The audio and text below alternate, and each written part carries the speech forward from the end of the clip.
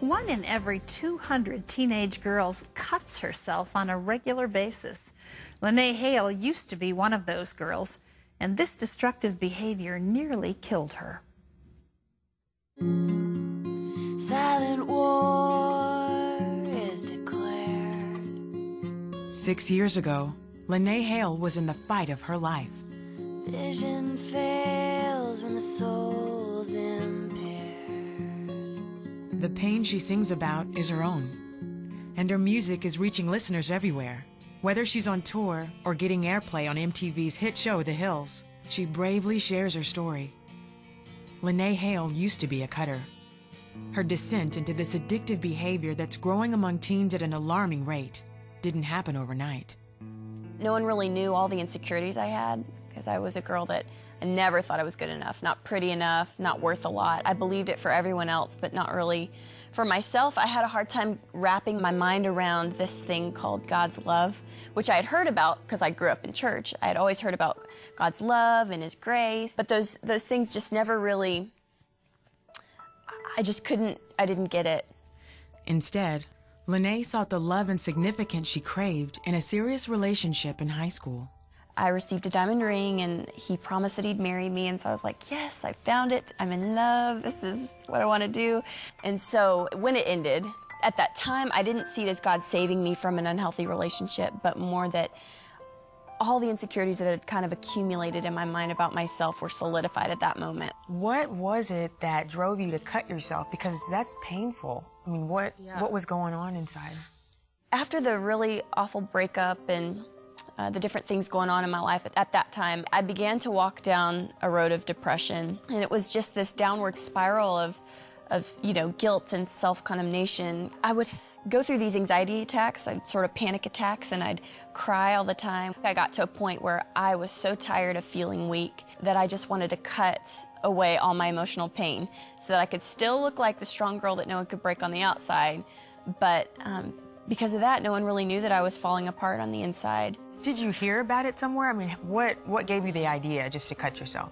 I hadn't heard about cutting. That's what's so scary, is I think in my mind that was a way I could maybe commit suicide if I got deep enough. And so cutting, I didn't have to cry anymore. I could just focus on physical pain and not have to worry about my emotions anymore.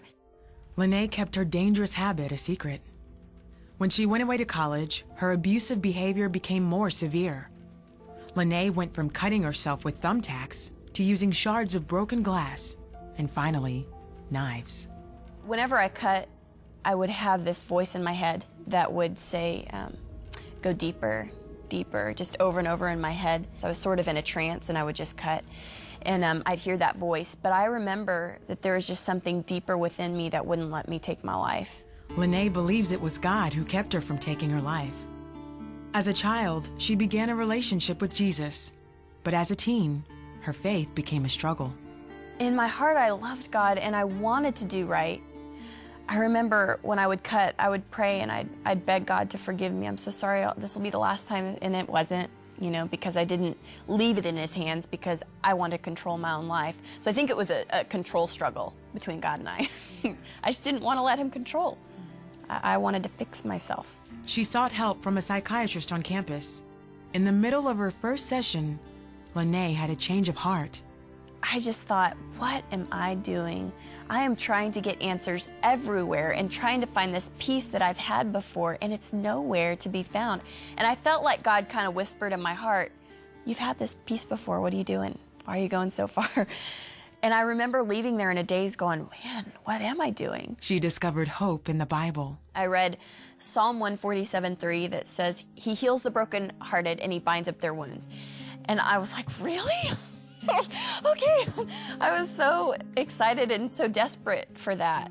And I grabbed a hold of that verse, and I just begged God, please heal me. So I had to actually just give up my control. I had to stop trying to control my own life and hand Him over the pieces and ask that He heal me. And He really began that process, and it was a long, hard process. Lanae threw out her stash of knives. She cried out to God for help to resist the urge to cut again.